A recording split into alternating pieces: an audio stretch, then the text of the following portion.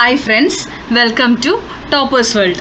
അപ്പോൾ ഇന്നത്തെ നമ്മുടെ ക്ലാസ് 6ാം ക്ലാസ്സിലെ ബേസിക് സയൻസ് ആണ്, അടിസ്ഥാന ശാസ്ത്രം. അതിൻ്റെ മലയാളം ടെക്സ്റ്റ് ബുക്കാണ് നമ്മളിന്ന് ചെയ്യാൻ പോകുന്നത്. അതിൻ്റെ ഇംഗ്ലീഷും നമ്മൾ അപ്ലോഡ് ചെയ്യുന്നതായിരിക്കും. അപ്പം നമുക്ക് അതിലത്തെ ആദ്യത്തെ ചാപ്റ്റർ നോക്കാം. പുതിയ ടെക്സ്റ്റ് ബുക്കാണ്. ആഹാരത്തിലൂടെ ആരോഗ്യം എന്നുള്ള ചാപ്റ്ററാണ് നമ്മൾ ഇന്ന് ഡിസ്കസ് ചെയ്യാൻ പോകുന്നത്. ഓക്കെ, നമുക്ക് ചാപ്റ്ററിലേക്ക് കടക്കാം.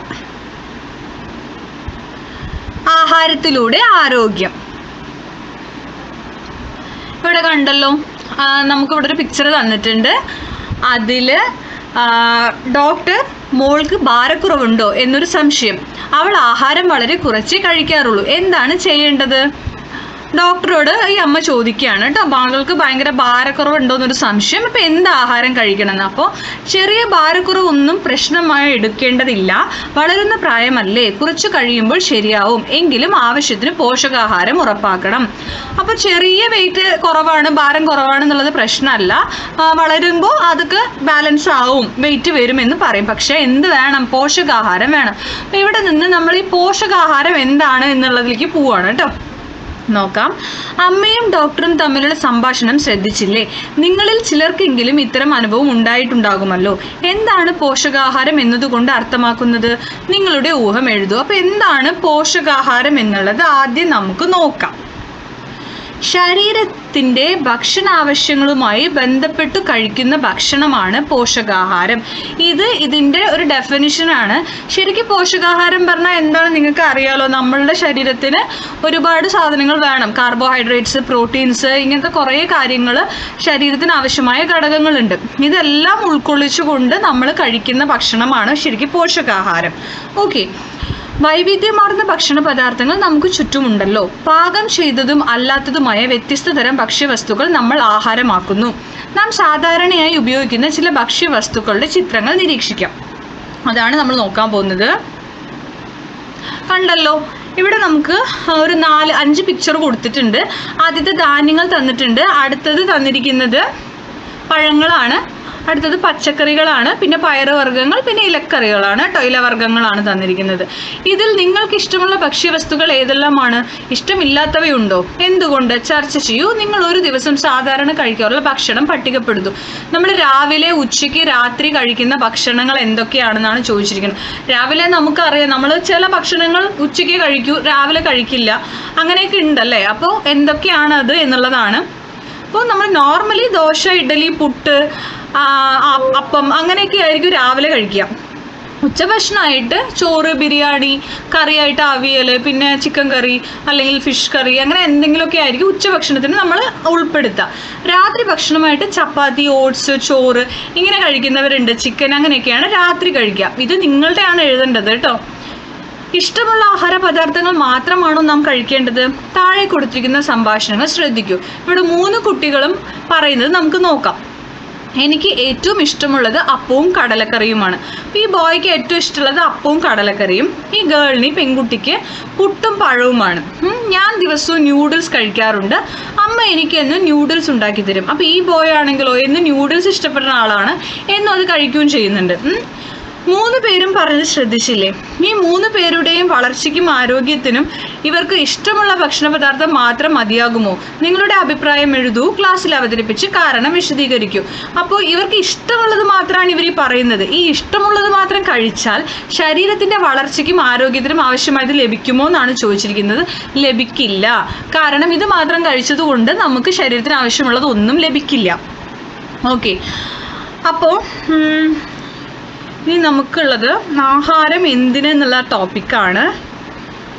നാം എന്തിനാണ് ആഹാരം കഴിക്കുന്നത്? ആഹാരത്തിൽ നിന്ന് എന്താണ് ലഭിക്കുന്നത്? അത് നമുക്ക് നോക്കാം. എന്തിനാണ് ആഹാരം എന്നുള്ളത് കേട്ടോ. ഇവിടെ നമുക്ക് ഇഷ്ടമുള്ള ആഹാരത്തിൻ്റെ ഒരു ക്വസ്റ്റ്യൻ ഉണ്ട് അല്ലേ. ഇഷ്ടമുള്ള ഭക്ഷണ പദാർത്ഥം മാത്രം കഴിച്ചാൽ മതിയോ എന്നുള്ള അതിന് ആൻസറാണ്. ഇഷ്ടമുള്ള ആഹാരം മാത്രം കഴിച്ചാൽ ശരീരത്തിന് ആവശ്യമുള്ള പോഷകങ്ങൾ ലഭിക്കില്ല. പോഷകാഹാരം ഭക്ഷണത്തിൽ ഉൾപ്പെടുത്തി കഴിക്കണം. നമ്മളിത് മാത്രം കഴിച്ചുകൊണ്ടിരുന്നാൽ നമുക്ക് ഒരിക്കലും പോഷകങ്ങളൊന്നും കിട്ടില്ല. പോഷകാഹാരങ്ങൾ ഉൾപ്പെടുത്തി കഴിക്കുക. ഇനി ആഹാരത്തിൻ്റെ നമ്മുടെ ശാരീരിക പ്രവർത്തനങ്ങൾക്ക് ആവശ്യമായ ഊർജം നൽകുന്നത് ആഹാരമാണ്. അപ്പോൾ ആഹാരം എന്തിനെന്നുള്ളതിൻ്റെ ആൻസറാണിത് കേട്ടോ. നെക്സ്റ്റ് നമ്മുടെ ആരോഗ്യമാണ്. നമ്മുടെ ശാരീരിക പ്രവർത്തനങ്ങൾക്ക് ആവശ്യമായ ഊർജം നൽകുന്നത് ആഹാരമാണ്. ഓക്കെ, നമുക്ക് ഡെയിലി ഓരോ കാര്യങ്ങൾ ചെയ്യാനുള്ള എനർജി, ഊർജം നൽകുന്നത് ആഹാരമാണ്. ആഹാരം കഴിച്ചില്ലെങ്കിൽ നമുക്ക് ഊർജം ഉണ്ടാവില്ല. നമ്മുടെ വളർച്ചയ്ക്കും ആരോഗ്യം നിലനിർത്തുന്നതിനും രോഗങ്ങളെ ചെറുക്കുന്നതിനും ആവശ്യമായ ഘടകങ്ങളാണ് പോഷകങ്ങൾ. ഇവ നമുക്ക് ലഭിക്കുന്നത് ഭക്ഷണ പദാർത്ഥങ്ങളിൽ നിന്നാണ്. അപ്പോൾ ഇവിടെ നമുക്ക് ഫസ്റ്റ് പേജിൽ നമ്മൾ പറഞ്ഞ പോഷകങ്ങൾ എന്തൊക്കെയാണെന്നുള്ളതാണ് കേട്ടോ പറയാൻ പോണത്. നമ്മൾക്ക് പോഷകങ്ങൾ കിട്ടണമെങ്കിൽ ഭക്ഷണത്തിലൂടെ തന്നെ പറ്റുള്ളൂ. ഭക്ഷണ പദാർത്ഥങ്ങളിൽ അടങ്ങിയിട്ടുള്ള പോഷക ഘടകങ്ങൾ എന്തൊക്കെയാണെന്ന് ചോദിച്ചാൽ കാർബോഹൈഡ്രേറ്റുകൾ, പ്രോട്ടീനുകൾ, കൊഴുപ്പുകൾ, വിറ്റമിനുകൾ, ധാതുക്കൾ തുടങ്ങിയവ. ജലം ഒരു പോഷക ഘടകമല്ലെങ്കിലും ശാരീരിക പ്രവർത്തനങ്ങൾക്ക് ആവശ്യമായ പ്രധാനപ്പെട്ട ഒരു പദാർത്ഥമാണ്. അപ്പോൾ ജലം ഒരു പോഷക ഘടകമല്ല, പക്ഷെ നമ്മുടെ ശരീരത്തിലെ എല്ലാ പ്രവർത്തനങ്ങളും നടക്കണമെങ്കിൽ ജലം വേണം. ഓക്കെ, ഇനി ഭക്ഷ്യവസ്തുക്കളിൽ കാണുന്ന നാരുകളും ശാരീരിക പ്രവർത്തനങ്ങൾക്ക് ആവശ്യമാണ്. എല്ലാ ആഹാരത്തിലും എല്ലാ പോഷക ഘടകങ്ങളും മതിയായ അളവിൽ ഉണ്ടാകണമെന്നില്ല. അതിനാൽ നാം പല ഭക്ഷ്യവസ്തുക്കൾ ഉപയോഗിച്ച് വിവിധ ആഹാര പദാർത്ഥങ്ങൾ തയ്യാറാക്കി കഴിക്കുന്നു. നാം കഴിക്കുന്ന ആഹാര പദാർത്ഥങ്ങളുടെ അളവ്, കഴിക്കുന്ന സമയം, വൈവിധ്യം, ഗുണമേന്മ എന്നിവ നമ്മുടെ ആരോഗ്യത്തെ സ്വാധീനിക്കുന്നു. അതുകൊണ്ട് എല്ലാവരും പോഷകസമൃദ്ധമായ ഭക്ഷണം കഴിക്കണം. ഓക്കെ, അപ്പോൾ ഇവിടെ നമുക്ക് മെയിനായിട്ട് വേണ്ടത് എന്തൊക്കെയാണെന്ന് വെച്ചാൽ ഓക്കെ, ഇവിടെ നമുക്ക് എന്തൊക്കെയാണ് ഈ പോഷകങ്ങൾ എന്നുള്ളതിൻ്റെ ആൻസേഴ്സാണ് ഈ കാർബോഹൈഡ്രേറ്റ് മുതൽ വരുന്നത് കേട്ടോ. കാർബോഹൈഡ്രേറ്റ്, പ്രോട്ടീൻ, കൊഴുപ്പുകൾ, വിറ്റമിനുകൾ, ധാതുക്കൾ, ഇതാണ് നമ്മുടെ പോഷകങ്ങൾ. ഓക്കെ, ഇനി നമുക്ക് ക്വസ്റ്റ്യനിലേക്ക് പോവാം. പ്രധാനപ്പെട്ട പോഷക ഘടകങ്ങൾ ഏതെല്ലാമാണെന്ന് ചോദിച്ചിട്ടുണ്ട്. കാർബോഹൈഡ്രേറ്റ്, പ്രോട്ടീനുകൾ, കൊഴുപ്പുകൾ, വിറ്റമിനുകൾ, ധാതുക്കൾ എന്നുള്ളതാണ് പ്രധാനപ്പെട്ട പോഷകങ്ങൾ.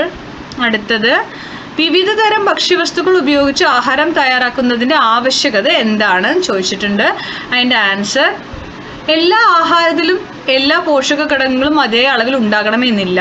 അതിനാൽ പലതരം ഭക്ഷ്യവസ്തുക്കൾ ഉപയോഗിച്ച് വിവിധ ആഹാര പദാർത്ഥങ്ങൾ തയ്യാറാക്കി കഴിക്കുന്നു. നാം എന്തിനാണ് പോഷകസമൃദ്ധമായ ഭക്ഷണം കഴിക്കുന്നത്?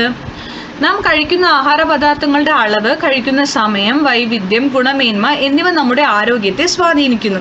അതുകൊണ്ടാണ് പോഷകസമൃദ്ധമായ ഭക്ഷണം കഴിക്കുന്നത്. ഇതിൽ തന്നെ ഉണ്ട് ഇതിൻ്റെ ആൻസർ, അതാണ് ഈ എഴുതിയിരിക്കുന്നത് കേട്ടോ. ഓക്കെ, നെക്സ്റ്റ്, ഊർജം ലഭിക്കാൻ എന്ത് ചെയ്യണം? ഊർജമാണ് എനർജി. വിശപ്പ് മാറ്റാനും രുചി ആസ്വദിക്കാനും വേണ്ടി മാത്രമാണോ നമ്മൾ ആഹാരം കഴിക്കുന്നത്? ഒരു ദിവസം നിങ്ങൾ എന്തെല്ലാം പ്രവർത്തികൾ ചെയ്യുന്നുണ്ട്? അപ്പോൾ കണ്ടല്ലോ, കുട്ടികൾ കളിക്കുന്നുണ്ട്, പഠിക്കുന്നുണ്ട്, ഫുട്ബോൾ കളിക്കുന്നു. ഇതിനെല്ലാം എന്തു തന്നെ വേണം? നമുക്ക് എനർജി, ഊർജം തന്നെ വേണം. എന്തെല്ലാം പ്രവർത്തനങ്ങളാണ് ചിത്രത്തിൽ കാണുന്നത്? ഈ പ്രവർത്തനങ്ങൾക്കെല്ലാം ഊർജം ആവശ്യമില്ലേ? ഇവയ്ക്കെല്ലാം ഒരേ അളവിലാണ് ഊർജം ആവശ്യമുള്ളത്. ഇതിനെല്ലാം വേണ്ട ഊർജം എവിടെ നിന്നാണ് ലഭിക്കുന്നത്? ആഹാരത്തിൽ നിന്ന് തന്നെയാണ് നമുക്കിത് ലഭിക്കുക. ആഹാരത്തിലൂടെ നമ്മൾ ഈ പറഞ്ഞ പോഷകങ്ങൾ നമ്മുടെ ശരീരത്തിൽ എത്തും കേട്ടോ. അത് വെച്ചിട്ടാണ് നമ്മുടെ ശരീരം പ്രവർത്തിക്കുന്നത്. ഓക്കെ, അപ്പം അതിൽ ആദ്യത്തെ പോഷകത്തിനെ കുറിച്ചാണ് നമ്മൾ പഠിക്കാൻ പോകുന്നത്. കാർബോഹൈഡ്രേറ്റ് ആണ്.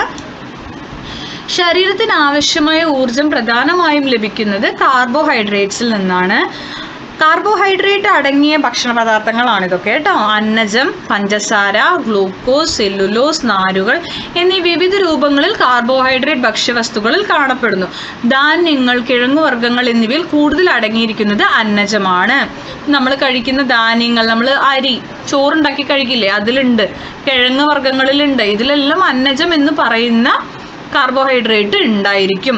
നമുക്ക് ആവശ്യമായ ഊർജം ലഭിക്കണമെങ്കിൽ കഴിക്കുന്ന ആഹാരത്തിൽ കൂടുതലായി ഉൾപ്പെടുത്തേണ്ട ഭക്ഷ്യവസ്തുക്കൾ എന്തെല്ലാമാണ് എന്നാണ് അടുത്തത്. അപ്പോൾ നമുക്ക് ഇവിടെ പാല് കുടിക്കാറുണ്ട് എന്നൊക്കെ ഈ കുട്ടി പറയുന്നുണ്ട് അല്ലേ. എല്ലാ ഭക്ഷ്യവസ്തുക്കളിലും അന്നജം ഉണ്ടോ? നിങ്ങളുടെ ഊഹം എന്താണ്? ഇല്ല, എല്ലാ ഭക്ഷണ വസ്തുക്കളിലും അന്നജം ഉണ്ടായിരിക്കുമോ? ഉണ്ടായിരിക്കുമല്ലോ, നമുക്ക് നോക്കാം അല്ലേ. ചിലതിൽ അത് ഓരോ രൂപത്തിലായിരിക്കും ഉണ്ടായിരിക്കുക. അന്നജം തന്നെ ആവണമെന്നില്ല. ഇപ്പോൾ റൈസിൽ, അതായത് ചോറിലൊക്കെ നമുക്ക് ഈ അന്നജത്തിൻ്റെ രൂപത്തിൽ തന്നെയാണ് ഉണ്ടായിരിക്കുക കേട്ടോ. ഇനി നമുക്കിപ്പോൾ എല്ലാത്തിലും ഈ അന്നജത്തിൻ്റെ പ്രസൻസ് കാണാനും പറ്റില്ല. അപ്പോൾ ഏതിലൊക്കെ ഉണ്ട് ഇല്ല എന്നറിയാൻ നമ്മളൊരു ടെസ്റ്റ് നടത്തും. അതാണ് അയഡിൻ ടെസ്റ്റ്. ഉണ്ടോ? അയഡിൻ ടെസ്റ്റിലൂടെ നമുക്കൊരു പദാർത്ഥത്തിൽ ഈ അന്നജം ഉണ്ടോ എന്നറിയാൻ പറ്റും. അതിനാവശ്യമായ സാമഗ്രികളാണ് 2 ടെസ്റ്റ് ട്യൂബ്, പാല്, നേർപ്പിച്ച അയഡിൻ ലായനി, കഞ്ഞിവെള്ളം സ്റ്റാർച്ചാണ് അന്നജം. അതിൻ്റെ പ്രവർത്തനം കൊടുത്തിട്ടുണ്ട് ഇവിടെ, നിങ്ങൾ ചെയ്തു നോക്കണം. അടുത്തത്, ഇവിടെ കണ്ടല്ലോ, നമുക്ക് 4 ഭക്ഷ്യവസ്തുക്കൾ തന്നിട്ട് അതിൽ അയഡിൻ ലായനി ചേർത്തപ്പോൾ എങ്ങനെ നിറം മാറ്റം, അതായത് അതിൽ അന്നജം ഉണ്ടോ ഇല്ലയോ എന്ന് കണ്ടുപിടിക്കണം. അപ്പോൾ ഉരുളക്കിഴങ്ങിലൊക്കെ നമ്മൾ അയഡിൻ ലായനി ചേർത്ത് കഴിഞ്ഞാൽ നമുക്ക് ഇരുണ്ട നീല നിറം കിട്ടും, അതായത് അന്നജം ഉണ്ട് അതിൽ. വെള്ളരി ആക്ച്വലി നിറം കിട്ടില്ല, നിങ്ങൾ ചെയ്തു നോക്കണം. ചിലപ്പോൾ ഒരു ചെറിയ നീല നിറം കിട്ടാനുള്ള ഒരു ചാൻസ് ഉണ്ട് കേട്ടോ, ചെയ്തു നോക്കുക. പിന്നെ മൈദ നമ്മൾ അയഡിൻ ലായനി ചേർത്താലും ഇരുണ്ട നീല നിറം കിട്ടും, അതിലും അന്നജത്തിൻ്റെ സാന്നിധ്യം ഉണ്ടായിരിക്കും. അടുത്തത് മുട്ടയുടെ വെള്ളയിലും അത് കിട്ടില്ല, ചിലപ്പോൾ ഒരു ചെറുതായിട്ടൊരു നീല നിറം കാണാൻ ചാൻസ് ഉണ്ട് അതിൽ അപ്പോൾ നിങ്ങളത് നോക്കിയിട്ട് അന്നജം ഉണ്ടോ ഇല്ലയോ എന്നുള്ളത് ഒന്ന് ചെക്ക് ചെയ്യുക കേട്ടോ. അടുത്തത് അന്നജം അയഡിനുമായി ചേരുമ്പോൾ ഇരുണ്ട നീല നിറം ഉണ്ടാവുന്നു, കണ്ടല്ലോ. അപ്പോൾ അതൊരു ക്വസ്റ്റ്യൻ ആണ്. അന്നജം പ്ലസ് അയഡിൻ എന്തായി മാറും? നമുക്ക് കിട്ടേണ്ടത് ഇരുണ്ട നീല നിറം. അന്നജത്തിന്റെ അളവനുസരിച്ച് നീല നിറത്തിന്റെ കാഠിന്യത്തിൽ വ്യത്യാസം വരും. അന്നജം കൂടുതലാണെങ്കിൽ ഇരുണ്ട നീല നിറവും, കുറവാണെങ്കിൽ ലൈറ്റ് നീലയായിരിക്കും കേട്ടോ, ചെറുതായിട്ടൊരു നീല നിറമായിരിക്കും. നിങ്ങൾ പരിശോധിച്ച ഭക്ഷ്യവസ്തുക്കളിൽ ഏതിലെല്ലാമാണ് അന്നജം കൂടുതലായി ഉള്ളതെന്ന് അയഡിൻ ലായനി ചേർത്തപ്പോൾ ഉണ്ടായ നിറത്തിന്റെ കാഠിന്യം നിരീക്ഷിച്ച് കണ്ടെത്തുമെന്ന് പറഞ്ഞിട്ടുണ്ട്. നിങ്ങൾ നോക്കുക കേട്ടോ. അടുത്തത് നമുക്കുള്ളത് ചെറുധാന്യങ്ങൾ, അതായത് മില്ലറ്റ്സ് എന്താണെന്നാണ്. പുല്ലുവർഗത്തിൽപ്പെട്ട വിളകളാണ് ചെറുധാന്യങ്ങൾ അഥവാ മില്ലറ്റുകൾ. അരി, ഗോതമ്പ് എന്നിവയെ അപേക്ഷിച്ച് വളരെ ഉയർന്ന തോതിലുള്ള പ്രോട്ടീൻ, വിറ്റമിൻ, ധാതു ലവണങ്ങൾ എന്നിവ ഇവയിലുണ്ട്. നാരുകളാൽ സമ്പന്നമായ ചെറുധാന്യങ്ങൾ ദഹന പ്രക്രിയയിൽ പ്രധാന പങ്ക് വഹിക്കുന്നു. മുൻകാലങ്ങളിൽ പക്ഷികൾക്കും മൃഗങ്ങൾക്കുമുള്ള ഭക്ഷണമായിട്ടാണ് ഇവ ഉപയോഗിച്ചു വന്നിരുന്നത്. ഇവയുടെ പോഷകമൂല്യം മനസ്സിലാക്കിയതോടെയാണ് മനുഷ്യരും ആഹാരമായി ഉപയോഗിച്ചു തുടങ്ങിയത്. അപ്പോൾ ഏതൊക്കെയാണ് മില്ലറ്റ് വർഗത്തിൽപ്പെട്ട ധാന്യങ്ങൾ? റാഗി, ബജ്ര, തിന, ചോളം, ചാമ, ഇതൊക്കെയാണ് കേട്ടോ. ചെറുധാന്യങ്ങൾ ഏതൊക്കെയാണ്, മില്ലറ്റുകൾ ഏതൊക്കെയാ ചോദിച്ചാൽ ഇതാണ് അതിൻ്റെ ആൻസർ ആയിട്ട് എഴുതേണ്ടത്. ഇനി നെക്സ്റ്റ് ടോപ്പിക്, വളർച്ചയ്ക്ക് പിന്നിൽ. നമ്മുടെ ആഹാരത്തിൽ കാർബോഹൈഡ്രേറ്റ് മാത്രം ഉൾപ്പെടുത്തിയാൽ മതിയോ? മറ്റെന്തെല്ലാം പോഷക ഘടകങ്ങൾ നമുക്ക് ആവശ്യമുണ്ടെന്ന് നോക്കാം. അപ്പം നമ്മൾ ഒരെണ്ണം മാത്രമേ പഠിച്ചിട്ടുള്ളൂ, കാർബോഹൈഡ്രേറ്റ് എന്താണെന്ന് മാത്രം. കാർബോഹൈഡ്രേറ്റ് മാത്രം കൊണ്ട് നമ്മുടെ ശരീരത്തിന് മതിയാവില്ല. അടുത്തത് എന്താന്ന് നോക്കാം. പ്രോട്ടീനാണ് അടുത്തത്. ഓക്കെ, അപ്പോൾ ഇവിടെ എന്താണ് പ്രോട്ടീൻ എന്ന് ഇവിടെ ഒരു കോൺവെർസേഷൻ അല്ലെങ്കിൽ സംഭാഷണം വരുന്നുണ്ട്, നമുക്ക് നോക്കാം. ഒന്നും ചെയ്യാൻ മോന് ഉഷാറില്ല, എപ്പോഴും നല്ല ക്ഷീണമാണെന്ന് പറയുന്നു ഡോക്ടർ. കുട്ടിക്ക് വളർച്ച കുറവുണ്ട്. മുട്ട, ചെറുപയർ, നിലക്കടല, മത്സ്യം, പാൽ തുടങ്ങിയ ആഹാരങ്ങൾ ധാരാളമായി നൽകണം. അപ്പോൾ വളർച്ച എന്ന് പറയുന്ന ആ ഒരു കാര്യമായിരിക്കും അപ്പോൾ പ്രോട്ടീൻ ചെയ്യുന്നുണ്ടാവുക അല്ലേ, വളർച്ചയിൽ വല്ല പങ്ക് വഹിക്കുന്നുണ്ടാവാം. നോക്കാം. കുട്ടിയുടെ അമ്മയോട് ഡോക്ടർ പറഞ്ഞത് ശ്രദ്ധിച്ചില്ലേ? ഡോക്ടർ ഇങ്ങനെ പറയാൻ കാരണം എന്താണ്? നോക്കാം. ശരീര നിർമ്മിതിക്കും വളർച്ചയ്ക്കും ആവശ്യമായ ഒരു പ്രധാന പോഷക ഘടകമാണ് പ്രോട്ടീൻ. അപ്പോൾ വളർച്ചയ്ക്ക് ആര് വേണം? ശരീര വളർച്ചയ്ക്ക് പ്രോട്ടീൻ വേണം. പേശികൾ, തലമുടി, ത്വക്ക് നമ്മുടെ സ്കിന്നാണ് കേട്ടോ, എന്നിവയുടെ ആരോഗ്യത്തിനും പ്രോട്ടീൻ ആവശ്യമാണ്. കൂടാതെ ഇവ ഊർജവും പ്രദാനം ചെയ്യുന്നു, നമുക്ക് എനർജിയും തരും. പ്രോട്ടീൻ്റെ കുറവ് മൂലം ഉണ്ടാകുന്ന രോഗങ്ങൾ അത് ഇമ്പോർട്ടൻ്റ് ആണ്. കോഷിയോർക്കർ, മരാസ്മസ്, ഈ രോഗങ്ങളൊക്കെ നമുക്ക് പ്രോട്ടീൻ്റെ അഭാവം മൂലം ഉണ്ടാവും. ഈ ചിത്രം കണ്ടോ, കോഷിയോർക്കർ ബാധിച്ച കുട്ടിയാണ്, തല വലുത്, വയറ് തള്ളിയിട്ട് കണ്ടോ, വയറിങ്ങനെ ഉന്തി. ഇത് ഈ കോഷിയോർക്കർ കാര്യമായിട്ട് പ്രോട്ടീൻ കിട്ടാണ്ട് ശരീര നിർമ്മിതിയും വളർച്ചയും നടക്കാത്തൊരു കുട്ടിയുടെ ചിത്രമാണിത് കേട്ടോ. ഇനി അടുത്തത് പ്രോട്ടീൻ്റെ ധർമ്മങ്ങൾ എന്തെല്ലാമാണ് ചോദിച്ചാൽ ശരീര നിർമ്മിതി, വളർച്ച. ഓക്കെ, അതുപോലെ പേശികൾ, തലമുടി, ത്വക്ക് എന്നിവയുടെ ആരോഗ്യം ഇത് നോക്കുന്നതാണ് പ്രോട്ടീൻ ചെയ്യുക. പ്രോട്ടീൻ്റെ അഭാവം മൂലം കുറവ് മൂലം ഉണ്ടാകുന്ന രോഗം ചോദിച്ചാൽ കോഷിയോർക്കർ, മരാസ്മസ് കേട്ടോ. അപ്പോൾ ഇതിൻ്റെ ആൻസറാണ് ഞാൻ ഈ പറഞ്ഞത്.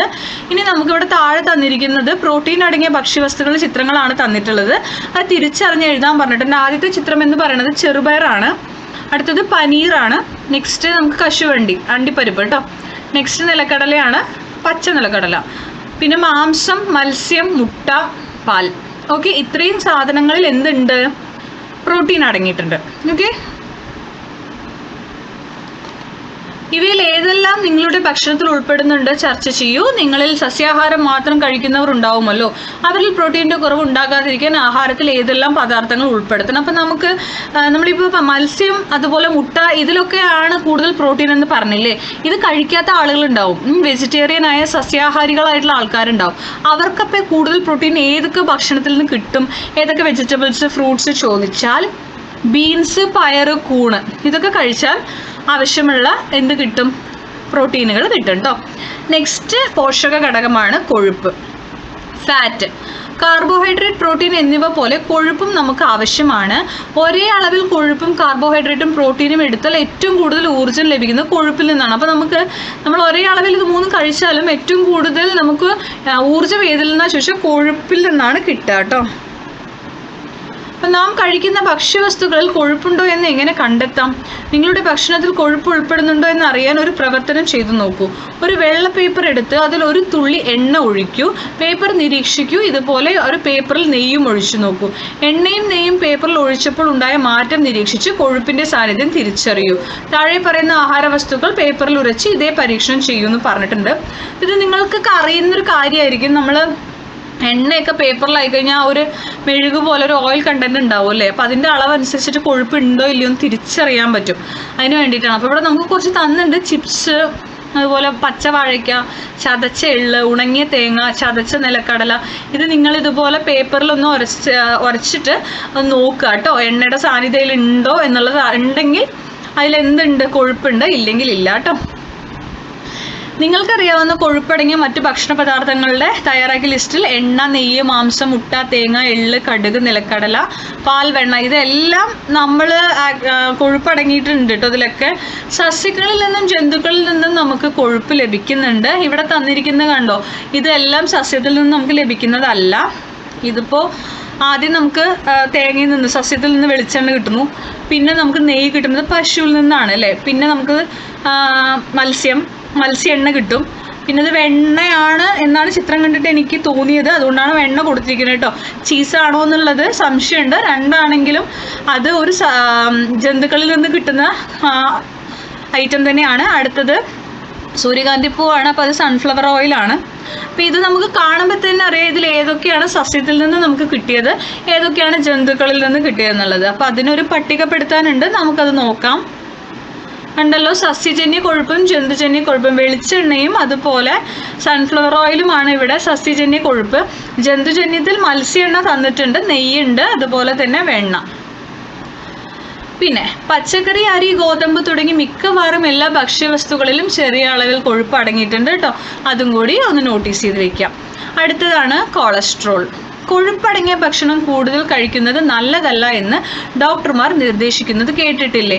എന്താകാം കാരണം? അപ്പം നമ്മൾ ഒരുപാട് കൊഴുപ്പ് കഴിക്കുമ്പോൾ നമ്മൾ പറയും ചിലർക്ക് എനിക്ക് കൊളസ്ട്രോൾ ഉണ്ട്, കൊളസ്ട്രോൾ കൂടുതലാണ് എന്നൊക്കെ പറയുന്നത് കേട്ടിട്ടില്ലേ? ഈ കൊഴുപ്പ് ഒരുപാട് അടിഞ്ഞു കൂടുമ്പോൾ വരുന്നതാണ് ഈ കൊളസ്ട്രോൾ കേട്ടോ. കൊഴുപ്പിൻ്റെ ഒരു രൂപമാണ് എന്ത്? കൊളസ്ട്രോൾ. മിതമായ അളവിൽ കൊളസ്ട്രോൾ ശരീരത്തിന് ആവശ്യമാണ്. എന്നാൽ രക്തത്തിൽ കൊളസ്ട്രോൾ അധികമായാൽ അത് രക്തക്കുഴലുകളുടെ ഉൾഭിത്തിയിൽ അടിഞ്ഞുകൂടുകയും രക്തത്തിൻ്റെ ഒഴുക്കിനെ തടസ്സപ്പെടുത്തുകയും ചെയ്യും. അപ്പോൾ കൊളസ്ട്രോൾ കൂടിയാൽ എന്ത് സംഭവിക്കും ചോദിച്ചാൽ ഹൃദ്രോഗം, പക്ഷാഘാതം തുടങ്ങിയ ഗുരുതര രോഗങ്ങൾ ഉണ്ടാവും. അതിന് കാരണമാകും. ഓക്കെ, അടുത്തത് വൈറ്റമിൻ, അതായത് വിറ്റമിനുകളാണ്. വിറ്റമിനുകൾ എന്ന് നിങ്ങൾ കേട്ടിട്ടുണ്ടല്ലോ. ശരീരത്തിൻ്റെ വളർച്ചയ്ക്കും ആരോഗ്യത്തിനും ചെറിയ അളവിൽ അത്യാവശ്യമുള്ള പോഷക ഘടകങ്ങളാണ് വിറ്റമിനുകൾ. ഇതിൻ്റെ പ്രാധാന്യത്തെ പറ്റി നമുക്ക് മനസ്സിലാകാം. അതായത് നമുക്ക് വിറ്റമിനുകൾ എന്ന് പറഞ്ഞാൽ ഒരെണ്ണമല്ല കേട്ടോ. A, B, C, D, E, K എന്നൊക്കെ പറഞ്ഞിട്ട് കുറച്ചധികം വിറ്റമിനുകൾ നമുക്കുണ്ട്. നമ്മളുടെ ശരീരത്തിലെ ഓരോ കാര്യങ്ങളുടെ, ഓരോ അവയവങ്ങളുടെ വളർച്ചയ്ക്ക് എന്താവശ്യമുണ്ട്? വിറ്റമിനുകൾ വേണം. അപ്പോൾ ഡോക്ടർ, ഇവിടെ നമുക്കുള്ള സംഭാഷണം നോക്കാം. ഡോക്ടർ, എൻ്റെ മകൻ പല്ലു തേക്കുമ്പോഴും കട്ടിയുള്ള ആഹാര സാധനങ്ങൾ ചവയ്ക്കുമ്പോഴും മോണയിൽ നിന്ന് രക്തം വരുന്നു. എന്താണ് കാരണം? മോണയിലെ രക്തസ്രാവം വിറ്റമിൻ്റെ കുറവ് മൂലമാകാം. മരുന്നിനൊപ്പം വിറ്റമിൻ സി ധാരാളം അടങ്ങിയ ഭക്ഷണം കൂടി കഴിക്കണം. കണ്ടല്ലോ, അപ്പോൾ ആ മോണയിലെ രക്തസ്രാവം വിറ്റമിൻ്റെ കുറവ് കൊണ്ടാ ഏതടങ്ങിയ ഫുഡ് കഴിക്കണം? വിറ്റമിൻ സി അടങ്ങിയ ഭക്ഷണം കഴിക്കൂ പറയണം. അപ്പോൾ വിറ്റമിനുകൾ എയും ബിയും ഒക്കെ ഉണ്ടോ ഡോക്ടറിന് കുട്ടി ഡൗട്ട് ചോദിക്കുകയാണ്. കുട്ടിയുടെ സംശയം നിങ്ങൾക്കുണ്ടാവും അല്ലേ? വിവിധ തരം വിറ്റമിനുകൾ ഏതെന്നും അവയുടെ പ്രാധാന്യം എന്തൊക്കെയാണെന്നും മനസ്സിലാക്കാൻ നൽകിയിട്ടുള്ള പട്ടിക നമുക്ക് നോക്കാം. കണ്ടല്ലോ, നമുക്കുള്ള വിറ്റമിനുകളാണ് കേട്ടോ. A, B, C, D, E, K. ഇതിൽ നമുക്ക് നമ്മുടെ ശരീരത്തിൽ കണ്ണ്, ത്വക്ക്, തലമുടി ഇതിൻ്റെ വളർച്ചയ്ക്ക് വിറ്റമിൻ A വേണം. തലച്ചോറ്, നാഡികൾ, ഹൃദയം, ത്വക്ക് ഇതിൻ്റെ വളർച്ചയ്ക്ക് വിറ്റമിൻ B വേണം. വിറ്റമിൻ C എന്തിനൊക്കെയാണ് പ്രാധാന്യം നൽകുന്നത്? പല്ല്, മോണ, രക്തക്കുഴലുകൾ. അതുപോലെ രോഗപ്രതിരോധ ശേഷിക്കും വിറ്റമിൻ C വേണം. വിറ്റമിൻ D എല്ലുകളുടെയും പല്ലുകളുടെയും ആരോഗ്യത്തിനും രോഗപ്രതിരോധ ശേഷിക്കും വിറ്റമിൻ ഡി വേണം. വിറ്റമിൻ ഇയോ നാഡികളുടെ ശരിയായ പ്രവർത്തനത്തിനും. വിറ്റമിൻ കെ മുറിവുണ്ടാകുമ്പോൾ രക്തം കട്ട പിടിക്കുന്നതിന് വിറ്റമിൻ കെ വേണം. ഓക്കെ, അപ്പോൾ ത്വക്കിൻ്റെ ആരോഗ്യത്തിന് ആവശ്യമായ വിറ്റമിനുകൾ ഏതെല്ലാമാണ്? ത്വക്കിൻ്റെ ആരോഗ്യത്തിന് വിറ്റമിൻ എ ആവശ്യമാണ്. പിന്നെ വിറ്റമിൻ ബിയും ഉണ്ട് കേട്ടോ, അത് ഞാനിവിടെ എഴുതാൻ വിട്ടതാണ്. വിറ്റമിൻ ബിയും ത്വക്കിൻ്റെ ആരോഗ്യത്തിന് ആവശ്യമുണ്ട്. വിറ്റമിൻ ഡി ആവശ്യത്തിന് ലഭിച്ചില്ലെങ്കിൽ എന്തെല്ലാം ആരോഗ്യ പ്രശ്നങ്ങൾ ഉണ്ടാകും? വിറ്റമിൻ ഡി ലഭിച്ചില്ലെങ്കിൽ എന്താ? എല്ലുകളുടെയും പല്ലുകളുടെയും ആരോഗ്യം നഷ്ടപ്പെടും, രോഗപ്രതിരോധ ശേഷിനെ അത് ബാധിക്കും. കണ്ടോ, എല്ലുകളുടെയും പല്ലുകളുടെയും ആരോഗ്യം നഷ്ടമാവും, രോഗപ്രതിരോധ ശേഷി ഇല്ലാതാവും. ഓക്കെ, ഇനി നമുക്ക് അടുത്ത അധിക വായന നോക്കാം. വിറ്റമിൻ ഡിയും ബി കോംപ്ലക്സും. അപ്പോൾ വിറ്റമിൻ ഡി എന്താ, ബി കോംപ്ലക്സ് എന്താന്ന് നോക്കാം. സൂര്യപ്രകാശത്തിൽ നിന്ന് ലഭിക്കുന്ന വിറ്റമിനാണ് വിറ്റമിൻ ഡി. അപ്പോൾ വെയിൽ കൊണ്ടാൽ നമുക്ക് കിട്ടുന്ന വിറ്റമിൻ ആണ് കേട്ടോ വൈറ്റമിൻ ഡി. ചെറിയ അളവിൽ ഭക്ഷണത്തിൽ നിന്നും ഇത് ലഭിക്കുന്നുണ്ട്. എല്ലുകളുടെയും പല്ലുകളുടെയും ആരോഗ്യത്തിനും രോഗപ്രതിരോധ ശേഷിക്കും ഏറ്റവും ആവശ്യമായ ഒരു വിറ്റമിനാണിത്. വിറ്റമിൻ ഡിയുടെ കുറവ് മൂലം കുട്ടികളിൽ എല്ലുകൾ ദുർബലമായോ മൃദുവായോ മാറുന്ന അവസ്ഥയാണ് കാണ. വിറ്റമിൻ ഡിയുടെ കുറവ് മൂലം കുട്ടികളിൽ ഉണ്ടാകുന്ന അസുഖമാണ് കാണ, റിക്കറ്റ്സ്. ഓക്കെ, വിറ്റമിൻ ഡി ലഭിക്കുന്നതിനായി സൂര്യപ്രകാശം ഏൽക്കുന്നത് നല്ലതാണ്, പക്ഷെ ഒരുപാട് കൊള്ളാൻ പാടില്ല കേട്ടോ. നമ്മുടെ ശാരീരിക പ്രവർത്തനങ്ങൾക്ക് വളരെ അത്യാവശ്യം വേണ്ട ഒരു കൂട്ടം വിറ്റമിനുകളാണ് ബി കോംപ്ലക്സ്. ഈ ബി കോംപ്ലക്സ് എന്ന് പറയാൻ റീസൺ ബി ഒരെണ്ണം മാത്രമല്ല, ബിയിൽ തന്നെ ഒരു 8 തരം വിറ്റമിനുകളുണ്ട്. B1, B2, B3, B5, B6 എന്നൊക്കെ പറഞ്ഞിട്ട് അതിനെ തിരിച്ചിട്ടുണ്ട് കേട്ടോ. ബി വിറ്റമിനുകളുടെ കൂട്ടമാണിത്. ആരോഗ്യം നിലനിർത്തുന്നതിൽ വിറ്റമിൻ ബി കോംപ്ലക്സ് നിർണായക പങ്ക് വഹിക്കുന്നു. കോശത്തിൻ്റെ ആരോഗ്യം, അപ്പോൾ ബിയുടെ ഡ്യൂട്ടീസാണ്. ബി എന്തൊക്കെ ചെയ്യണമെന്ന് ചോദിച്ചാൽ, കോശം, നമ്മുടെ സെല്ലിലെ കോശത്തിൻ്റെ ആരോഗ്യം, പിന്നെ ചുവന്ന രക്താണുക്കളുടെ വളർച്ച. നമ്മുടെ രക്തത്തിൽ ചുവന്ന രക്താണുക്കളും അതുപോലെ തന്നെ വെളുത്ത രക്താണുക്കളൊക്കെ ഉണ്ട്. അതിൽ ചുവന്നതിൻ്റെ വളർച്ചയ്ക്ക് സഹായിക്കുന്നത് വിറ്റമിൻ ബി ആണ്. പിന്നെ നമ്മുടെ കാഴ്ച ശക്തി, നാഡികളുടെ പ്രവർത്തനം, ഹൃദയ സംബന്ധമായ ആരോഗ്യം, ഇതിനെല്ലാം ബി കോംപ്ലക്സ് ആവശ്യമാണ്. ഇത് അധിക വായനയ്ക്കാണെങ്കിലും ഇത് നിങ്ങൾ പഠിച്ചു വെക്കുക കേട്ടോ. അടുത്തത് കണ്ടല്ലോ, നമുക്ക് വിറ്റമിനുകളുടെ കുറവ് മൂലം ഒരുപാട് ശാരീരിക പ്രശ്നങ്ങൾ ഉണ്ടാവും, പക്ഷെ നമുക്കിതെല്ലാം ആഹാരത്തിൽ നിന്ന് കിട്ടും. ഓക്കെ, ആഹാരത്തിൽ നിന്ന് വൈറ്റമിൻ ഡി മാത്രമാണ് നമുക്ക് കുറച്ച് കിട്ടുള്ളൂ, ബാക്കി സൂര്യപ്രകാശത്തു നിന്നാണെന്ന് പറഞ്ഞല്ലോ. അപ്പോൾ വിറ്റമിൻ എ മത്സ്യം, ക്യാരറ്റ്, അതുപോലെ മുട്ട, പപ്പായ, ക്യാബേജ്, ബ്രൊക്കോളി, തണ്ണിമത്തലിൽ നിന്നൊക്കെ നമുക്ക് കുറച്ച് കിട്ടും. വിറ്റമിൻ ബി ആണെങ്കിൽ മട്ടയരി, ചീര, നിലക്കടല, ഓട്സ്, പഴം, ധാന്യങ്ങൾ. വിറ്റമിൻ സി ആണെങ്കിൽ നെല്ലിക്ക, നാരങ്ങ, ഓറഞ്ച്, മുന്തിരി. വിറ്റമിൻ ഡി മത്സ്യം, മുട്ട, കൂൺ, ചീസ്, തൈര്, മുട്ടയിൽ തന്നെ കിട്ടും. അത് ചിലതിൽ നിന്ന് ഒരു വിറ്റമിൻ അല്ലാട്ടോ ഒന്നിൽ കൂടുതൽ കിട്ടും, അതുകൊണ്ടാണ് റിപ്പീറ്റഡായി വന്നിരിക്കുന്നത്. വിറ്റമിൻ ബി നിലക്കടല, ബദാം, സസ്യ എണ്ണ, അവക്കാഡോ, കിവി പഴം, അതിൽ നിന്നൊക്കെ കിട്ടും. വൈറ്റമിൻ കെ ആണെങ്കിൽ ക്യാബേജ്, കോളിഫ്ലവർ, ബ്രൊക്കോളി, ചീരയിൽ നിന്നെല്ലാം കിട്ടും. ഓക്കെ, നിങ്ങളുടെ ഒരു ദിവസത്തെ ഭക്ഷണത്തിൽ ഈ പട്ടികയിലെ ഭക്ഷ്യവസ്തുക്കൾ ഉൾപ്പെടുന്നുണ്ടോ എന്ന് നമുക്ക് പരിശോധിക്കണം. നിങ്ങൾ നോക്കുക, നിങ്ങളിതെല്ലാം ഉൾപ്പെടുത്തി തന്നെയാണോ ഭക്ഷണം കഴിക്കുന്നതെന്ന് കേട്ടോ. നമ്മുടെ ചുറ്റുപാടുകളിൽ നിന്ന് കിട്ടുന്ന ഭക്ഷ്യയോഗ്യമായ ഇലകൾ, പഴവർഗ്ഗങ്ങൾ എന്നിവയിൽ വിവിധ ഇനം വിറ്റമിനുകൾ ധാരാളം അടങ്ങിയിരിക്കുന്നു.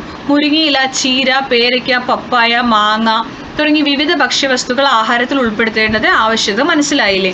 ഇനി വൈറ്റമിൻ ബി, സി എന്നിവ വെള്ളത്തിൽ ലയിക്കുന്ന വൈറ്റമിനുകളാണ്. ഇപ്പം നമ്മൾ ഈ കാണിച്ചിരിക്കുന്ന 6 വൈറ്റമിൻ ഇല്ലേ, ഇതിൽ ജലത്തിൽ ലയിക്കുന്നവ, കൊഴുപ്പിൽ ലയിക്കുന്നവ എന്ന് പറഞ്ഞിട്ട് 2 രീതിയിൽ ഇതിന് തിരിച്ചിട്ടുണ്ട്. ഈ വൈറ്റമിൻ ബിയും സിയും വെള്ളത്തിൽ ലയിക്കുന്ന വിറ്റമിനുകളുടെ ആൻസറാണ്. അപ്പോൾ വെള്ളത്തിൽ ലയിക്കുന്ന വൈറ്റമിനുകൾ ഏവാ ചോദിച്ചാൽ vitamin C, B and C ആണ്. ഇനി കൊഴുപ്പിൽ ലയിക്കുന്ന വിറ്റമിനുകളാണ് A, D, E, K. Vitamin A, D, E, K കൊഴുപ്പിൽ മാത്രമേ എന്ത് ചെയ്യുന്നുള്ളൂ, ലയിക്കുള്ളൂ കേട്ടോ. കൊഴുപ്പിൻ്റെ അഭാവത്തിൽ ഈ വിറ്റമിനുകൾ ശരീരത്തിൽ ആഗിരണം ചെയ്യപ്പെടില്ല. അപ്പോൾ നമ്മുടെ ശരീരത്തിൽ ആവശ്യത്തിന് കൊഴുപ്പുണ്ടെങ്കിലേ നമ്മൾ കഴിക്കുന്ന ഭക്ഷണത്തിൽ നിന്ന് ഈ വിറ്റമിനുകൾ നമ്മുടെ ശരീരത്തിൽ എന്താ പറയുക, ആഗിരണം ചെയ്യുള്ളൂ കേട്ടോ. അപ്പോൾ അതുകൊണ്ടാണ് ഭക്ഷണത്തിൽ കൊഴുപ്പും ഉൾപ്പെടുത്തണമെന്ന് പറയുന്നത്. കൊഴുപ്പ് ഉണ്ടെങ്കിൽ മാത്രമേ ഈ വൈറ്റമിനുകൾ നമ്മുടെ ശരീരത്തിന് ആഗിരണം ചെയ്യപ്പെടുള്ളൂ. ഈ ഭക്ഷണത്തിലെ ധാതുക്കളാണ് അടുത്തത്, മിനറൽസ്. ഇന്ന് ഉച്ചയ്ക്ക് 2 മണിക്ക് അയൺ ഗുളിക നൽകും. എല്ലാവരും ഓഡിറ്റോറിയത്തിൽ എത്തണം. അപ്പോൾ അയൺ ഗുളിക എന്താണ് 2 മണിക്ക് സ്കൂളിൽ കൊടുക്കുന്നത്? കുട്ടികൾക്ക് എന്തിനാ അയൺ ഗുളിക? അതൊക്കെയാണ് നമ്മൾ ഈ നോക്കാൻ പോകുന്നത്.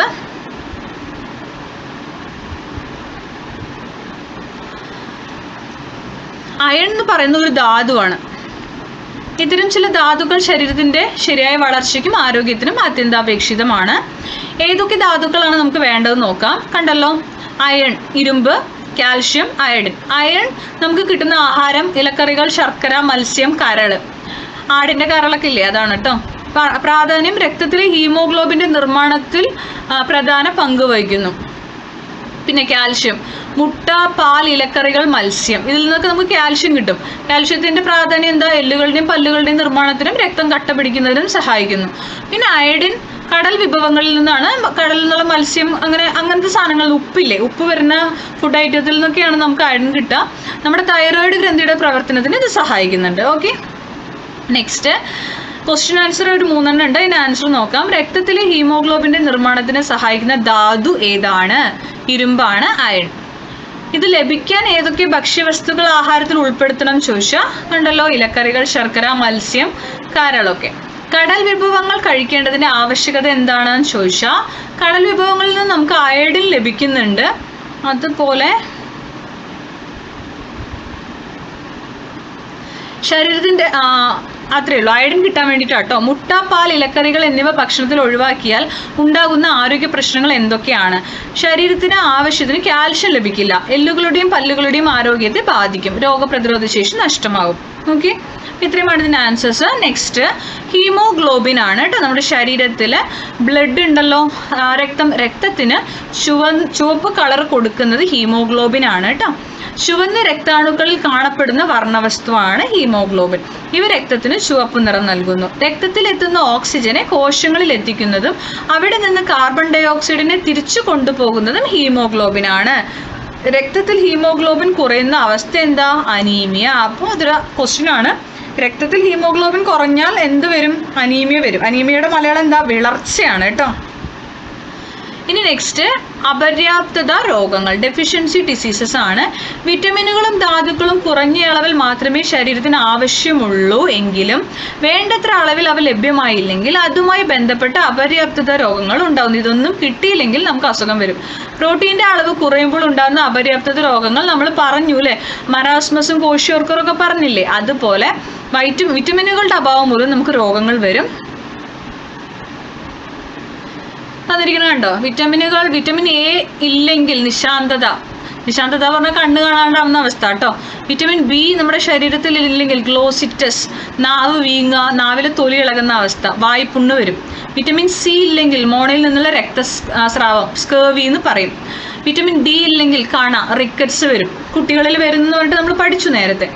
ഇപ്പം ഏത് വിറ്റമിൻ്റെ അഭാവം മൂലമാണ് സ്കേർവി ഉണ്ടാകുന്നതെന്ന് ചോദിച്ചാൽ നിങ്ങൾക്ക് അറിയാം, വിറ്റമിൻ സി ആണ്. അടുത്തത്, നിങ്ങളുടെ വീട്ടിൽ ആർക്കെങ്കിലും വായ്പുണ്ണ് വന്നാൽ അവരുടെ ഭക്ഷണത്തിൽ ഏതൊക്കെ ഭക്ഷ്യവസ്തുക്കൾ ഉൾപ്പെടുത്താൻ നിങ്ങൾ നിർദ്ദേശിക്കും? വായ്പുണ്ണ് വന്നാൽ നമ്മൾ എന്ത് ചെയ്യണം? വൈറ്റമിൻ ബി അടങ്ങിയ ഭക്ഷണങ്ങൾ അല്ലേ. ഏത് വിറ്റമിൻ്റെ കുറവാണ് നിശാന്തതയ്ക്ക് കാരണം? Vitamin A. ഏത് വിറ്റമിൻ്റെ അഭാവം മൂലമാണ് കാണയുണ്ടാകുന്നത്? Vitamin D. ഓക്കെ, ഇനി എന്താണ് നിശാന്തത? നൈറ്റ് ബ്ലൈൻഡ്നെസ് ആണ്. രാത്രി കണ്ണ് കാണില്ല, ഇരുട്ടിലും മങ്ങിയ വെളിച്ചത്തിലും അനുഭവപ്പെടുന്ന കാഴ്ചക്കുറവാണ് നിശാന്തത. നിശാന്തതയുള്ള വ്യക്തികൾക്ക് പകലും രാത്രിയിൽ നല്ല വെളിച്ചത്തിലും കാഴ്ചയ്ക്ക് യാതൊരു തകരാറും ഉണ്ടായിരിക്കില്ല. ഓക്കെ, ധാതുക്കളുടെ അഭാവം മൂലം ഉണ്ടാകുന്ന അപര്യാപ്തത രോഗങ്ങളാണ് ഇനി നമുക്ക് തന്നിരിക്കുന്നത്. അതായത് അയൺ നമ്മുടെ ശരീരത്തിൽ ഇല്ലെങ്കിൽ നമുക്ക് അനീമിയ അല്ലെങ്കിൽ വിളർച്ച വരും. അയഡിൻ നമ്മുടെ ശരീരത്തിൽ ഇല്ലെങ്കിൽ നമുക്ക് ഗോയിറ്റർ എന്ന് പറഞ്ഞ ഒരു അസുഖം വരും. കാൽഷ്യം നമ്മുടെ ശരീരത്തിൽ ആവശ്യത്തിലില്ലെങ്കിൽ നമുക്ക് ഓസ്റ്റിയോപൊറോസിസ് എന്ന് പറഞ്ഞ ഒരസുഖം വരും. ഓക്കെ, അപ്പോൾ അയണിൻ്റെ അഭാവം മൂലം ഉണ്ടാകുന്ന രോഗാവസ്ഥ ചോദിച്ചാൽ അനീമിയ. ഗോയിറ്റർ രോഗം ഉണ്ടാകാതിരിക്കാൻ നാം ഭക്ഷണത്തിൽ ഉൾപ്പെടുത്തേണ്ട ആഹാരവസ്തുക്കൾ എന്തൊക്കെയാണെന്ന് ചോദിച്ചിട്ടുണ്ട് കേട്ടോ. അപ്പോൾ അയഡിൻ നമുക്ക് അയഡിൻ്റെ കുറവ് മൂലം ഗോയിറ്റർ വരാതിരിക്കാൻ നമുക്ക് കുറച്ച് ഫുഡ് ഐറ്റംസ് ഇൻക്ലൂഡ് ചെയ്യേണ്ടി വരും. അത് മത്സ്യം, പാലുൽപ്പന്നങ്ങൾ, ഉപ്പൊക്കെ കൂടുതൽ കഴിച്ചാൽ മതി. കൂടുതലല്ല, ആ ഒരു അളവിന്. അടുത്തത്, ഓസ്റ്റിയോപൊറോസിസ് ഉണ്ടാകാതിരിക്കാൻ ഏതൊക്കെ തരം ഭക്ഷ്യവസ്തുക്കൾ നമ്മുടെ ആഹാരത്തിൽ ഉൾപ്പെടുത്തണം? ഇതിൻ്റെ ആൻസറാണ് കേട്ടോ അയഡിൻ അടങ്ങിയത്. ഓസ്റ്റിയോപൊറോസിസ് ചീര, അത്തിപ്പഴം, കിവി, ബദാം ഒക്കെയാണ് ഉൾപ്പെടുത്തേണ്ടത്. ഇനി എന്തിനാണ് സ്കൂളിൽ അയൺ ഗുളിക വിതരണം ചെയ്യുന്നത്? ഇപ്പം നിങ്ങൾക്ക് മനസ്സിലായിട്ടുണ്ടാവുമല്ലോ, അയഡിൻ്റെ കണ്ടന്റ് കിട്ടാൻ വേണ്ടിയിട്ടാണ് കേട്ടോ അയൺ ഗുളിക. അനീമിയക്കെതിരെ, അനീമിയ വിളർച്ച വരാതിരിക്കാനാണ് അയൺ ഗുളിക വിതരണം ചെയ്തിരിക്കുന്നത്, അനീമിയ വിളർച്ച തടയാൻ വേണ്ടിയിട്ട്. ഓക്കെ,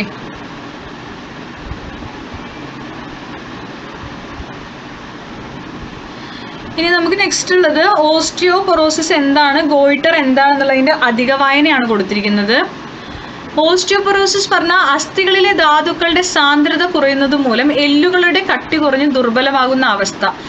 ഓസ്റ്റിയോപൊറോസിസ് അല്ലെങ്കിൽ അസ്ഥിക്ഷയം, എല്ലുകളുടെ ബലക്ഷയം, പൊട്ടൽ എന്നിവയ്ക്ക് ഇത് കാരണമാവും. നമ്മുടെ അസ്ഥികൾക്ക് വരുന്നതാണിത്. ഗോയിറ്റർ ആണ് അടുത്തത്. നാം കഴിക്കുന്ന ഭക്ഷണത്തിന് അയഡിൻ്റെ അഭാവം മൂലം തൊണ്ടയിലെ തൈറോയിഡ് ഗ്രന്ഥി വലുതാവും. തൊണ്ട മുഴയാണ് ശരിക്ക്, തൊണ്ട ഇങ്ങനെ വീങ്ങി വരുന്ന കണ്ടിട്ടുണ്ടാവും ചില ആളുകളുടെ, അത് ഈ ഗോയിറ്റർ ആണ്. തൈറോയിഡിൻ്റെ ഉൽപ്പാദനം കുറയുമ്പോൾ തൈറോയിഡ് ഗ്രന്ഥിയുടെ ഹോർമോൺ ഉൽപ്പാദനത്തിന് അയഡിൻ വേണം. അയഡിൻ ഇല്ലെങ്കിലാണ് ഈ അസുഖം വരിക. അടുത്തത് പോഷകേതര ഘടകങ്ങളാണ് കേട്ടോ. നമുക്ക് പോഷകം മാത്രമല്ലല്ലോ ശരീരത്തിന് വേണ്ടത്. പോഷക ഘടകങ്ങളെ പോലെ തന്നെ പ്രധാനപ്പെട്ട മറ്റു ചില ഘടകങ്ങൾ നമ്മുടെ ആരോഗ്യത്തിന് ആവശ്യമാണ്. ഏതൊക്കെയാണ് അറിയോ? നാര് പോലുള്ള നാരുകൾ കേട്ടോ, നാരുവർഗ്ഗങ്ങൾ. വാഴപ്പിണ്ടി മുറിച്ചു നോക്കി അവയിലെ നാരുകൾ നിരീക്ഷിച്ചു. നാരുകളുള്ള മറ്റേതെല്ലാം ഭക്ഷണ സാധനങ്ങൾ നിങ്ങൾക്കറിയാം. ആഹാരത്തിൽ നാരുകൾ ഉൾപ്പെടുത്തിയതിൻ്റെ ആവശ്യകതകളാണ് നമ്മൾ നോക്കാൻ പോണത്. നാരുകൾ സസ്യാഹാരത്തിലൂടെ ലഭിക്കുന്നതും ശരീരത്തിന് ദഹിപ്പിക്കാൻ കഴിയാത്തതുമായ സെല്ലുലോസ് ആണ് നാരുകൾ. അപ്പോൾ ഒരു ചോദ്യം, ശരീരത്തിന് ഈ ദഹിപ്പിക്കാൻ കഴിയാത്ത നാരുകൾ എന്താണ്? സെല്ലുലോസ് ആണ് കേട്ടോ. നാരുകൾ പോഷക ഘടകമല്ല, എങ്കിലും ദഹനം, വൻകുടലിലൂടെ വിസർജ്യ വസ്തുക്കളുടെ പുറന്തള്ളൽ എന്നിവ സുഗമമാക്കുന്നത് നാരുകളാണ്. തവിട് അടങ്ങിയ ധാന്യങ്ങൾ, ഇലക്കറികൾ, പച്ചക്കറികൾ, വാഴയുടെ പിണ്ടി, വാഴക്കൂമ്പ്, ഇതിലെല്ലാം ധാരാളം നാരുകൾ അടങ്ങിയിരിക്കുന്നു. നമുക്കറിയാം വാഴപ്പിണ്ടിയൊക്കെ നല്ല നാരുള്ള ഭക്ഷണ പദാർത്ഥമാണ്, വയറിന് നല്ലതാണ്. അടുത്തത് കണ്ടല്ലോ, മാമ്പഴ ജ്യൂസ്. ഇതിൽ ഏത് കഴിക്കുന്നത് നല്ലതെന്നാണ് ചോദിച്ചിരിക്കുന്നത് കേട്ടോ. മാമ്പഴം കഴിക്കുന്നത് തന്നെയാണ് നല്ലത്, കാരണം ജ്യൂസ് ആക്കി കഴിഞ്ഞതിൻ്റെ നാരൊക്കെ നഷ്ടപ്പെടും. അത് തന്നെയാണ് ഇവിടെ കൊടുത്തിരിക്കുന്നത്. മാമ്പഴ കഷ്ണവും അരിച്ചെടുത്ത മാമ്പഴ ജ്യൂസും. ഇതിൽ ഏതാണ് നല്ലത്? നാരുണ്ടാവുന്നത് ഏതിലാണ്? മാമ്പഴത്തിൽ തന്നെയാണ് കേട്ടോ. അടുത്തത് ജലം. നമ്മുടെ ശരീരത്തിൽ ഏതാണ്ട് 70% ജലമാണ്. അപ്പോൾ എത്ര ശതമാനം? 70% ജലമാണെന്ന് നമുക്കറിയാം. ദഹനം, രക്തചംക്രമണം, വിസർജനം തുടങ്ങി വിവിധ ശാരീരിക പ്രവർത്തനങ്ങൾക്ക് ജലം ആവശ്യമാണ്. മൂത്രം, വിയർപ്പ് മുതലായവയിലൂടെ ശരീരത്തിൽ നിന്ന് ജലനഷ്ടം ഉണ്ടാകുന്നു. അതിനാൽ ധാരാളം ശുദ്ധജലം കുടിക്കണം. കുട്ടികൾ ഒരു ദിവസം 10 to 12 ഗ്ലാസ് വരെ വെള്ളം കുടിക്കേണ്ടതുണ്ട്. അപ്പോൾ നിങ്ങളെല്ലാം 10 മുതൽ 12 ഗ്ലാസ് വെള്ളം വരെ കുടിക്കാൻ ശ്രമിക്കുക. തക്കാളി, വെള്ളരി, തണ്ണിമത്തൻ തുടങ്ങിയ പച്ചക്കറികളിൽ ധാരാളം ജലം അടങ്ങിയിരിക്കുന്നു. ഈ ഭക്ഷണ പദാർത്ഥങ്ങളിൽ, ഈ പച്ചക്കറികൾ, ഈ പഴവർഗ്ഗത്തിലൊക്കെ എന്തുണ്ട്? വെള്ളത്തിൻ്റെ അംശം നല്ലോണം ഉണ്ട്. ഇതും കഴിക്കാൻ ശ്രമിക്കുക. ഇവയും ഭക്ഷണത്തിൽ ഉൾപ്പെടുത്തുമല്ലോ. ഓക്കെ, അടുത്തതാണ് സമീകൃത ആഹാരം, ബാലൻസ്ഡ് ഡയറ്റ്. ആരോഗ്യം നിലനിർത്തുന്നതിന് നിശ്ചിത അളവിൽ പ്രോട്ടീൻ, കാർബോഹൈഡ്രേറ്റ്, കൊഴുപ്പ്, വിറ്റമിനുകൾ, ധാതുക്കൾ എന്നിവ അടങ്ങിയിരിക്കുന്ന ഭക്ഷണക്രമമാണ് നാം ശീലിക്കേണ്ടത്.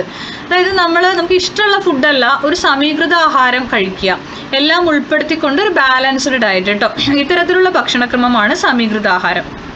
അപ്പോൾ അതിൻ്റെ ഇവിടെ മുതലാണ് ആൻസർ വരിക. മുമ്പ് ചർച്ച ചെയ്ത എല്ലാ പോഷക ഘടകങ്ങളും മതിയായ തോതിൽ അടങ്ങിയിട്ടുള്ള ഏതെങ്കിലും ഒരു ഭക്ഷണ പദാർത്ഥം ഉണ്ടോ? ഒരു ഭക്ഷ്യവസ്തുവിലെ പോഷക ഘടകത്തിൽ ഉണ്ടാകുന്ന കുറവ് മറ്റൊരു ഭക്ഷണത്തിലൂടെ അല്ലേ നാം നികത്തുന്നത്? അങ്ങനെയെങ്കിൽ നാം കഴിക്കുന്ന ഭക്ഷണം വൈവിധ്യമുള്ളതായിരിക്കണ്ടേ? നമ്മൾ വൈവിധ്യമുള്ള ഭക്ഷണം കഴിച്ചാലേ നമുക്ക് ബാലൻസ്ഡ് ഡയറ്റ്, സമീകൃത ആഹാരം എന്ന് പറയുന്ന സംഭവം ഫോളോ ചെയ്യാൻ പറ്റുള്ളൂ കേട്ടോ. അപ്പോൾ ഇത് നമ്മുടെ പാർട്ട് 1 ആണ്. നമ്മളിനി പാർട്ട് 2 ചെയ്യുന്നതായിരിക്കും. ഈ ക്ലാസ്സിൽ ഇത്ര മാത്രമേ ഉൾപ്പെടുത്തിയിട്ടുള്ളൂ. ഇനി നമുക്ക് കുറച്ചുകൂടി ബാക്കിയുണ്ട്. ഇതിൻ്റെ പാർട്ട് 2 ഉടനെ വരുന്നതായിരിക്കും.